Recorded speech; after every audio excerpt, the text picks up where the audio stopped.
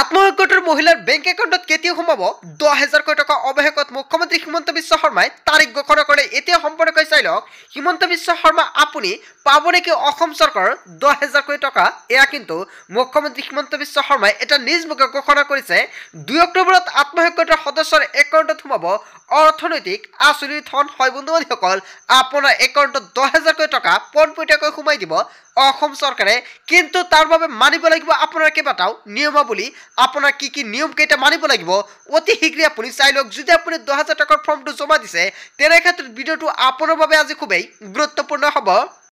সম্পূৰ্ণকৈ ইয়াতে সম্পূৰ্ণকৈ দিয়া আছে আহি গ'ল আত্মসহায়কৰ SOP আৰু এই SOP সময়ত যিসকল যোগ্য অকল সেইসকল ব্যক্তিয়ে কিন্তু লাভ কৰিব আত্মসহায়কৰ 10,000 কোটি টকা। লাখ লাখ মহিলাৰ হিমন্ত চৰকাৰৰ ডাঙৰ খবৰ। প্ৰতিগৰাকী মহিলাৰ একাউণ্টত দিব 10,000 কোটি টকা আৰু টকা পাবলৈ তলত দিয়া চৰ্তসমূহ মানিব লাগিব। যদি আপুনি ফৰ্মটো ফিল আপ কৰাত এইসমূহ চৰ্ত মানিছে তেনে ক্ষেত্ৰত কিন্তু আপুনি লাভ কৰিব আত্মসহায়কৰ মহিলাসকলে 10,000 কোটি টকা। চাওক চৰ্তসমূহ তলত দিয়া আছে। 1 নম্বৰত কেৱল মাত্ৰ গোটত নাম থাকিলেই নহ'ব, গোটটো ৰেজিষ্ট্ৰেশ্যন হ'ব লাগিব।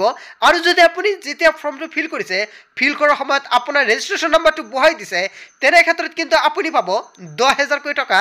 তাৰপিছত চাওক 2 নম্বৰ দিয়া আছে আত্মসহায়ক মহিলাৰ বয়স হ'ব লাগিব 8ৰ পৰা 60 বছৰ।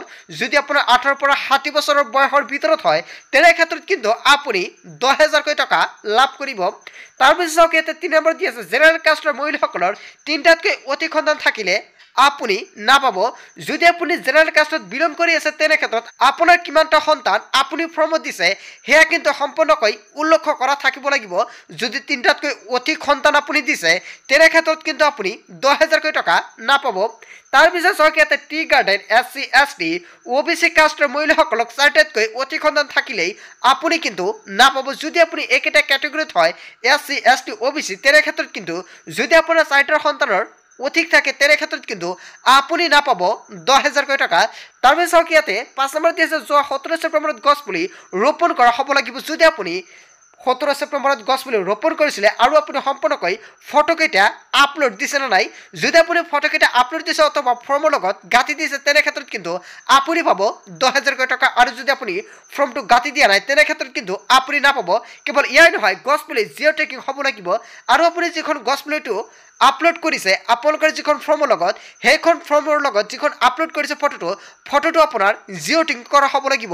যদি আপুনি ফটোটো জিঅ' টেকিং কৰা নাই তেনে ক্ষেত্ৰত কিন্তু আপুনি 10,000 কোটি টকা নাপাব।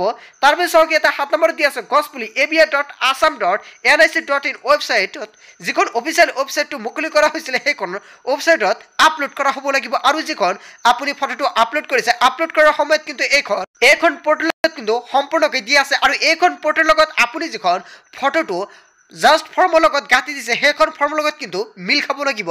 যদি মিল নাখায় তেনে ক্ষেত্ৰত কিন্তু আপোনাৰ ফৰ্মটো ৰিজেক্ট কৰা হ'ব। চ' বন্ধু বান্ধৱীসকল আপোনালোকে নিশ্চয় সম্পূৰ্ণকৈ জানিলে এইকেইটা চৰ্ত মানি যদি আপুনি আবেদন কৰিছে অথবা ফৰ্মটো ফিল কৰিছে তেনে ক্ষেত্ৰত কিন্তু নিশ্চয় আপোনাৰ বেংক একাউণ্টত সোমাই যাব 10,000 কোটি টকা। চ' বন্ধু বান্ধৱীসকল আজি মূল ভিডিঅ'খনত আপোনালোকক এইখিনি সৰু এটা ইনফৰমেশ্যন দিবলগীয়া আছিলে। ভিডিঅ'টি ভাল লাগিলে লাইক কমেণ্ট শ্বেয়াৰ কৰিব। আৰু যদি এতিয়ালৈকে চেনেলটি ছাবস্ক্ৰাইব কৰে তেন্তে এনেকুৱাকৈ নতুন নতুন ইনফৰমেটিভ তথা হেল্পফুল ভিডিঅ' পাবলৈ হ'লে চেনেলটি ছাবস্ক্ৰাইব কৰিবলৈ নাপাহৰিব। চ' থেংক ইউ ফৰ ৱাচিং ফুল ভিডিঅ'।